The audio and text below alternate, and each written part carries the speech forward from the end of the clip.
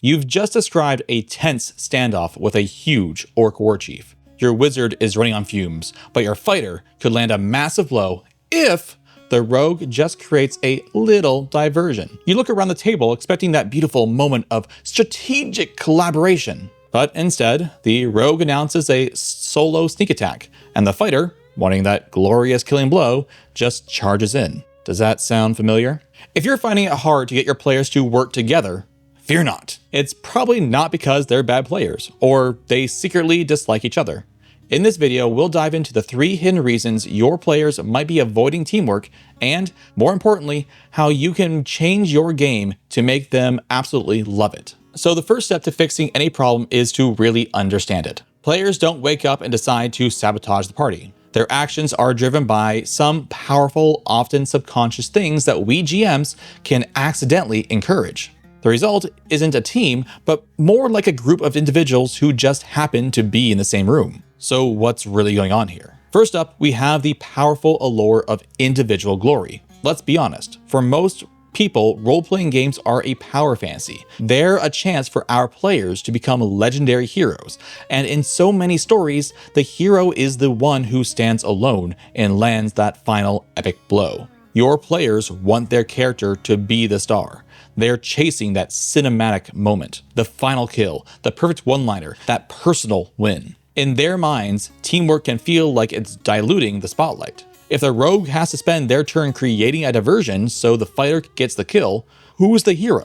To the player, it's the one dealing the damage. A support action, no matter how vital, can feel like playing second fiddle. It's important to remember this doesn't come from a place of selfishness, but from a genuine desire to feel important inside the story we're all building together. The second reason players might avoid teamwork is something I call the efficiency trap. A lot of players, especially the ones who love the crunchy, mechanical side of things, sometimes get the mistaken idea that the most efficient way to win is for every single person to attack on every single turn. They look at their character sheet, they see the damage dealing actions, and think any turn not spent knocking down an enemy's hit points is a wasted turn. They see actions like help or support or trying to taunt an enemy as less effective than just swinging their sword. Why give the fighter a small bonus when you could just roll your own attack and maybe do some damage yourself? Now, this is a bit of a failure of imagination, but it's also a failure on our part as GMs to really show them how powerful these actions can be. A simple +2 bonus might not sound as cool as swinging a giant sword, but that +2 can be the difference between a total miss and a critical hit that ends the fight 3 rounds early. That wasted action of taunting a foe could make them vulnerable, letting the entire party hit more easily and do way more damage than one extra lonely attack ever could. But until they see it in action and feel that impact, they'll almost always default to what seems most direct. Hit the monster until it drops. And that brings us to the third and perhaps the most crucial reason. We as GMs are rewarding the wrong thing. Take a moment and look at your encounters. What's the real goal? I'd bet that 90% of the time, the goal of a combat encounter is to simply kill all the enemies. When that's the only way to succeed, you're naturally encouraging players to compete for kills, because that's the clearest sign of who contributed the most. You've created a system where the best player is the one with the highest body count. You can talk all day about how important teamwork is, but if every fight ends with the party just wiping out the bad guys, and the most memorable part is who got the final hit on the boss, you are mechanically and narratively rewarding individualism. The very design of your game is telling them that individual damage is what truly matters. So we've diagnosed the problem. Now, how do we actually fix it? The solution isn't just to keep reminding players about the help action or support roles or tests. It's about fundamentally changing the goal of your encounters and what winning actually looks like. First, this is the most powerful tip. You have to change the goal of the encounter. You need to design challenges where killing every enemy is not the main objective. Success shouldn't be measured in how many enemies did you kill, but in whether the group achieves a bigger goal that no single person could ever do alone. The heroes don't just have to fight the cultists. They have to stop the ritual before the final chant is spoken in 5 rounds. They don't just have to kill the goblins, they have to rescue the blacksmith's son from a burning building before it comes crashing down. They don't just have to beat the security drones. They have to hold them off while the party's tech expert slices into the terminal to stop a data wipe. These are the story objectives. Suddenly, a wizard casting a wall of force to block reinforcements isn't a wasted turn. It's the most important action of the round because it buys the rogue time to pick the lock on the hostage's cage. The fighter using their action to intimidate minions into hesitating isn't just flavor. It's a huge tactical win that keeps the party from getting overwhelmed. When the goal shifts from kill everyone to survive the siege or protect the VIP, or even disable the doomsday device, players are forced to think like a unit. Their idea of a valuable action gets much, much bigger than just dealing damage. If you're playing Savage Worlds, one of the easiest ways to accomplish this is to use dramatic tasks in combination with your combat.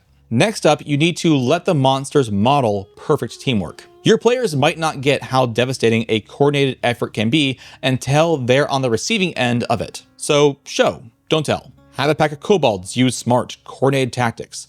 One throws a net to make a player vulnerable, another distracts them, and then 3 more swarm in and get a nice bonus to hit. Let your players feel the sting of what good teamwork can do. When the enemy leader uses their action not to attack, but to shout commands and give their lieutenants a damage bonus, your players will see that leadership and support actions aren't just fluff. They are incredibly powerful tools. When they see enemies forming a shield wall to protect their archer, they'll start thinking about their own positioning and how to protect their own squishy party members. By showing them advanced tactics through your NPCs, you give them a direct lesson in how effective it is. This will inspire them to try the same things, not because you told them to, but because they've seen firsthand how brutally effective it can be. Finally, and this is a vital one, you must reinforce and reward collaboration. This happens on a mechanical level and a social one. When a player takes a turn to help someone else, and that help leads to a huge success, make a big deal about it. Don't just let the moment pass. Say something like, and it's because the rogue created that diversion that the fighter's attack bypassed the war chief's armor for that devastating blow. Fantastic teamwork, you two. Spotlight the cause and effect. Give out inspiration or bennies or whatever your system's reward currency is, specifically for clever teamwork. After a tough fight, take a minute to debrief. Ask the players, what worked well there? What was the real turning point?